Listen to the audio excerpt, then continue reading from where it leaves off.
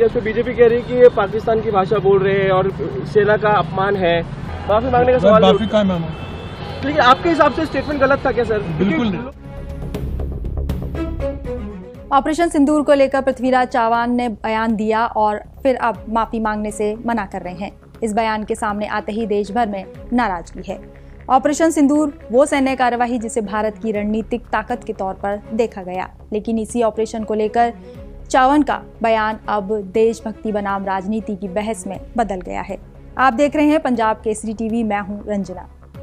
दरअसल महाराष्ट्र के पूर्व मुख्यमंत्री और वरिष्ठ कांग्रेस नेता पृथ्वीराज चव्हाण ने ऑपरेशन सिंदूर को लेकर जो विवादित बयान दिया था, उस पर आज प्रेस वार्ता में दो टूक जवाब दिया और कहा कि वे दिए गए बयान पर माफी नहीं मांगेंगे। चव्हाण के इस रुख ने आग में घी का काम किया है, जिस पर बीजेपी संसद सत्र में कांग्रेस को घेरने को पूरी तरह से तैयार है। सबसे पहले जान लेते हैं कि विवादित बयान है क्या। पुणे में आयोजित एक कार्यक्रम में पृथ्वीराज चव्हाण ने दावा किया था कि मई में पाकिस्तान के साथ ऑपरेशन सिंदूर के पहले ही दिन भारत की हार हुई थी। पाकिस्तानी सेना ने पहले दिन भारतीय सैन्य विमानों को मार गिराया था, जिसके कारण भारतीय वायुसेना IAF पूरी तरह ग्राउंडेड हो गई थी।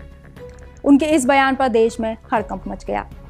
इस बयान पर बात तब और बढ़ गई जब आज सुबह ही चव्हाण ने अपने बयान पर कायम रहते हुए कहा कि मैं अब और कुछ कहना नहीं चाहता, लेकिन माफी नहीं मांगूंगा। विवादित बयान पर उनकी कार को पत्रकारों ने घेर लिया और सवाल पूछने लगे तो कहा कि काहे की माफी, इस पर बाद में बात करते हैं।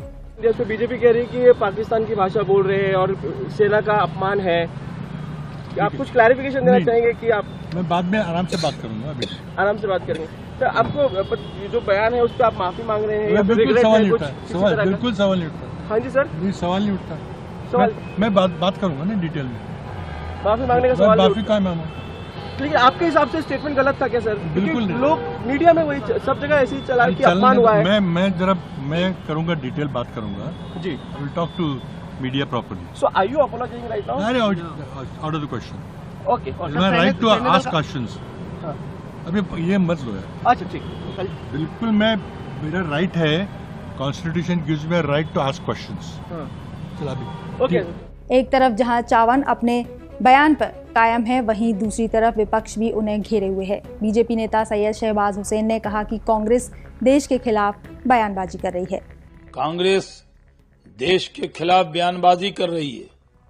कांग्रेस के नेता पाकिस्तान की आर्मी और वहां की सरकार के जरिए किए हुए दावे पर मुहर लगाने की कोशिश कर रहे हैं। कांग्रेस के नेता पृथ्वीराज चव्हाण ने जिस तरह ये कहा कि भारत पहले दिन ही हार गया था ऑपरेशन सिंदूर में, ये दुर्भाग्यपूर्ण है। भारत ने उस दिन पहले दिन ही पाकिस्तान के आतंकवाद की कमर तोड़ दी थी, हाफिज सईद के ठिकानों को उड़ा दिया था, सैकड़ों आतंकी मार दिए थे। वहीं बीजेपी के केंद्रीय मंत्री गिरिराज सिंह ने भी दो टूक में पत्रकारों को अपना जवाब दिया। कौन क्या कह रहा है मुझे इससे लेना देना नहीं, लेकिन सेना के शौर्य को अपशब्द कहना किसी का अधिकार नहीं है। कौन क्या कह रहा है ये उससे मुझे कुछ लेना देना नहीं। सेना के शौर्य पर किसी को गाली देने का अधिकार नहीं है। जो लोग सेना के शौर्य को अपमानित करते हैं वो कभी देश हित की बात सोच ही नहीं सकते। चव्हाण के बयान पर विवाद बढ़ता देख कांग्रेस ने खुद को अलग कर लिया है। इस पर कांग्रेस सांसद सुखदेव भगत ने कहा कि कांग्रेस आतंकवाद के खिलाफ लड़ाई में सरकार के साथ में है, हमें सेना पर गर्व है। बता दें, ऑपरेशन सिंदूर पहलगाम में हुए आतंकी हमले का बदला लेने के लिए चलाया गया था। 22 अप्रैल को आतंकियों ने 26 लोगों को गोली मारकर हत्या कर दी थी, जिसका बदला 6 मई की रात को ऑपरेशन सिंदूर के जरिए लिया गया था, जिसमें भारत ने 24 मिसाइलें पाकिस्तान पर दागी थी और 9 आतंकी ठिकानों को ध्वस्त किया था।